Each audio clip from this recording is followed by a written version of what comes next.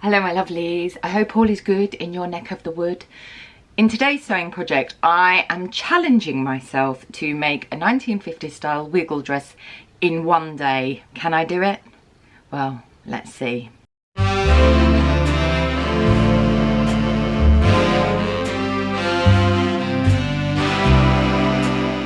I have a party tonight, some birthday drinks, pour moi, and I have nothing to wear despite having many things to wear.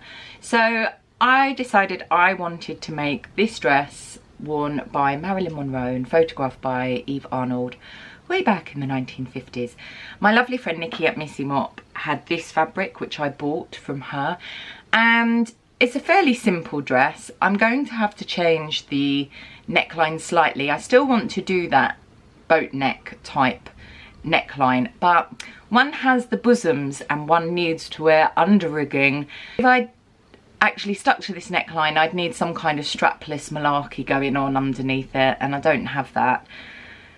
And even for myself, as much as I want a challenge, inspired somewhat by the Sewing Bee, I don't think I could make some kind of corseted brassiere type scaffolding rigging contraption to wear under this dress to make my bosoms look as if they are pointed and floating.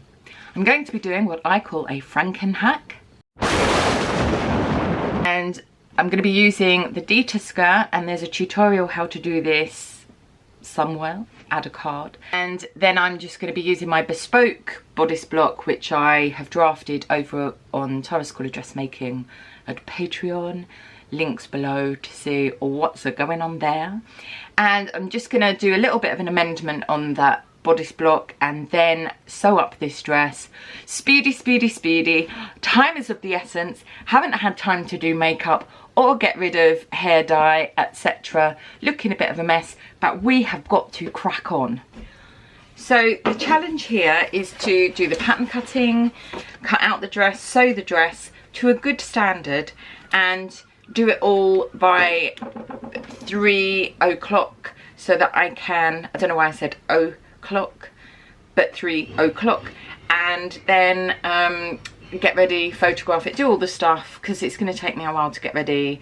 So the time now is 10 o'clock and I need to be done by, let's say, 5 o'clock. I'm just giving myself a random deadline here. Basically, it's got to be ready to waltz out of the door looking fantabulous and go and deport myself elegantly whilst alcoholic beverages are imbibed. So yeah, I shall update you in a minute. I'm going to keep the waist dart there, and I'm just gonna add a dart here. So what you have to do, I'm just sort of guesstimating this. If you want a less pointy boob, you don't go into the bust apex. So this is like the very centre of the bust, or where the nip is technically termed, that is. So if you didn't want such a pointy boob, you would kind of stop your dart maybe here or here, so then your bosom can rest in this bit. But I'm going full on pointy because why not? And this is called the slash method. Not the guitarist, but you know, he would be great. So I'm going to close that and open up the position of the new dart. There are other ways of doing this as well, but this is like the simple, easy peasy one. And you fold that dart out, and now you can see there's a new dart there. So that's the darts moved. And it's as easy as that. People always think pattern cutting's so difficult, but I actually think once you master the foundational rules, it's pretty simple, straightforward, genius, and you can just see a picture of Marilyn Monroe and get the fabric and make a dress that looks a bit like hers. I won't look like her, quite obviously. I'm not anywhere near suggesting that, but you know, I can make clothes inspired by her, and that's lovely. So as a general rule, you need to deal with moving your darts, etc. So the original dart was in the neckline, and I now need to change the shape of this neckline to get this sort of bateau neck shape a la Marilyn.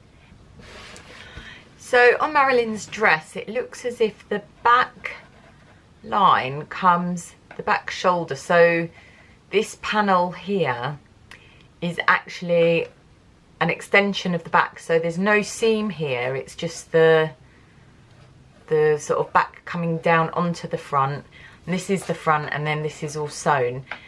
Her seam, her shouldery bit neckline is much sort of wider, but I'm not going to lower the centre front too much, and I'm hoping, I mean, I should measure this, and I may be getting this wrong, but I'm just kind of assuming that my bra is going to be sitting sort of here. Maybe I should measure it. I'm going to measure it. But my bra is going to be sitting sort of here and hidden, let's say so, boob bra strap. So it should work. We'll see. Traced around the back, and I now got to put this panel here. So all I'm going to do is I'm just going to trace that out like thus.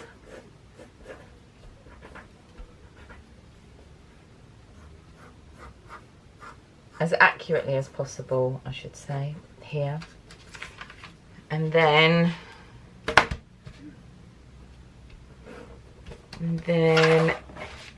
this is going to be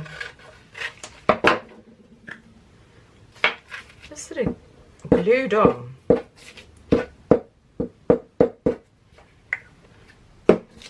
Like this. This is where I get confused. So that's that way, and that's got to be then that way. That's just glued on there. And what I will do is I will use that line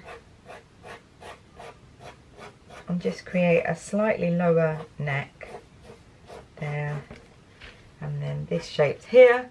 So now it's a case of simply adding seam allowance. I'm saying that. Well, let's hope it works, eh? So I have just pinned this together just to make sure that it works, and I'm going to just narrow the edge at the shoulder just to make this a bit narrower and a bit more fab. So I would normally do a toile of this and make sure everything worked, but obviously don't have time. So Mildred, one of my Mildreds, has very kindly put this on. And what I do with paper patterns is I tend to pin them together to get an idea of how it's going to work. And what I think I need to do is I need to narrow the shoulder line, like the armhole shoulder line, that just needs to go in a bit more.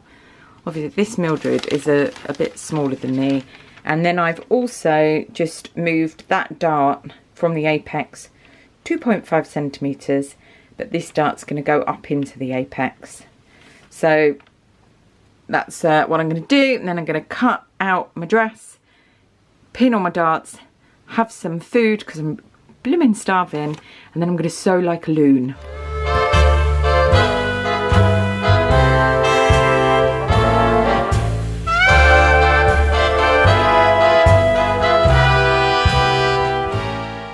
I've pinned everything down on the fabric, and I'm using the selvage as the centre back neatening.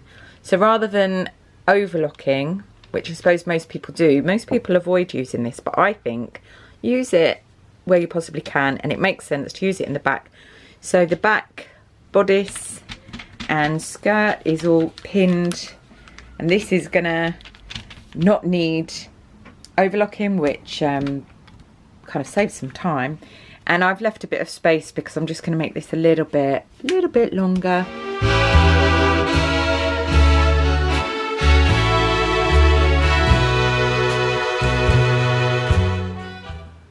I've pinned in the darts, as you can see here, and I've pinned in the pleats here, and I've just lined those up together, and it looks like the darts and the pleats, etc. Everything's going to line up nicely. So I'm going to sew all of those in, and I'm going to construct the front, and then I've got darts on the back. Here's the back, and then the back skirt panels, and I'm going to do the back separately, put the zip in, and then sew the front and the back together. So that's my plan. Still got to work out how I'm going to finish this edge. I suppose I could bias bind it. We'll see what happens. Might be easier just to like line the whole of the bodice with something, but I don't know what the something would be. So yeah, still thinking about that. We are running out of time though. I need to make a decision. Tray fast.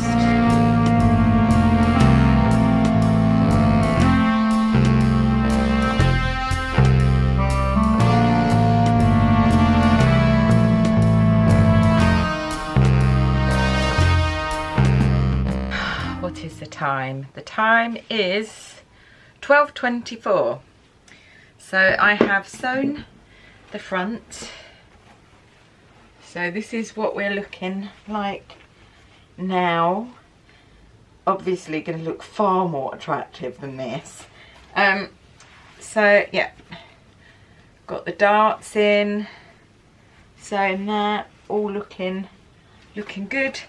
And I'm going to overlock that seam, and then I have the waist seam, and then I have both backs, and I've got to overlock the waist seam on those.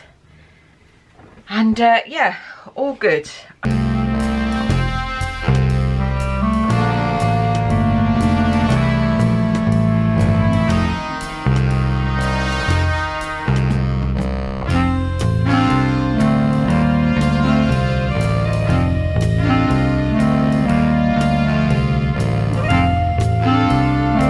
I just sat down at the overlocker and I had a eureka moment about how I'm going to finish the edges, because when I put this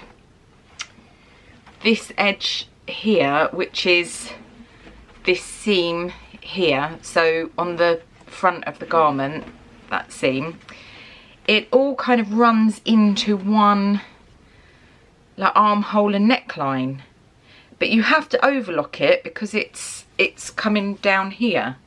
And actually the armhole is going sort of round there. It's all interlinked. Anyway, what I have done quite often, and I think I've done it on this dress, is I've used tape. I've actually put it on the wrong side on this dress. So I've used this cotton tape and overlocked it on, and then I've literally, sorry, can't see my eyes, I've then just turned and top stitched it. And when I'm looking at the Marilyn Monroe photo, it just looks like the edges are turned. There's no facing or you know, binding or whatever, and if there is, then they've used something like a silk organza, something completely invisible. So this actually means that this can be whizzed up so incredibly quickly, and the tape reinforces the armholes and the bits that could possibly stretch. So I'm gonna give it a go, and fingers crossed it works.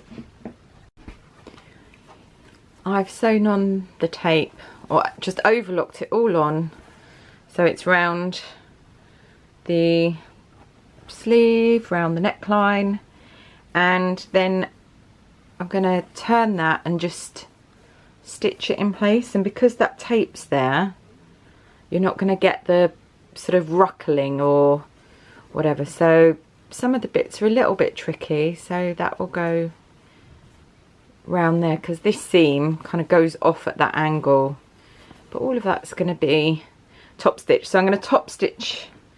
Where am I gonna, don't know what I'm going to do.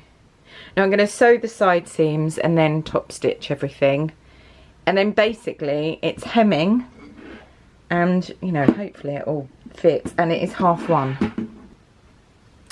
I think the faux vent is a little bit sparse, needs to be longer. So I'm going to hand sew the hem, and the hem's 2 centimetres.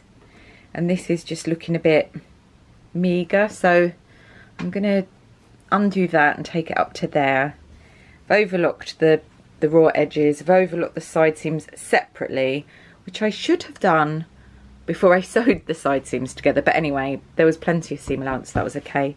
So I'm going to make this amendment here, and I am going to, oh for goodness sake, I am going to fold over this and top stitch all the neckline and armholes down, and then it's hand sewing, and then fingers crossed it fits and looks great, and we're ready to party.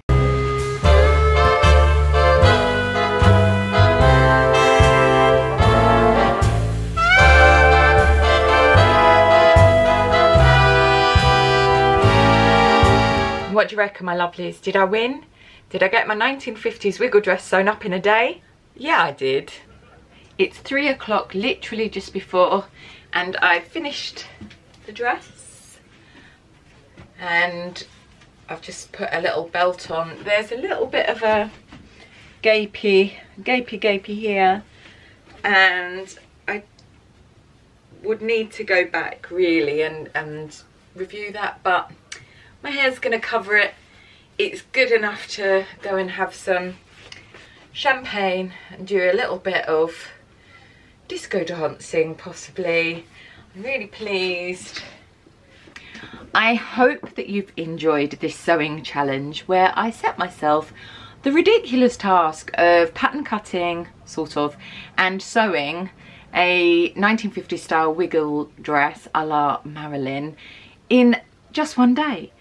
And I have to say, I'm absolutely thrilled with the dress. Thank you so much for spending time with me in my little cottage by the sea and keeping me company while I do this ridiculous thing of putting myself under a load of pressure to make a dress very, very quickly. But, you know, I'm really, really glad I did. Can't wait to get all made up and all glammed up to go out for my birthday drinks this evening. I hope that wherever you are in the world, you're keeping safe and well. And I look forward to seeing you for more sewing adventures very, very soon.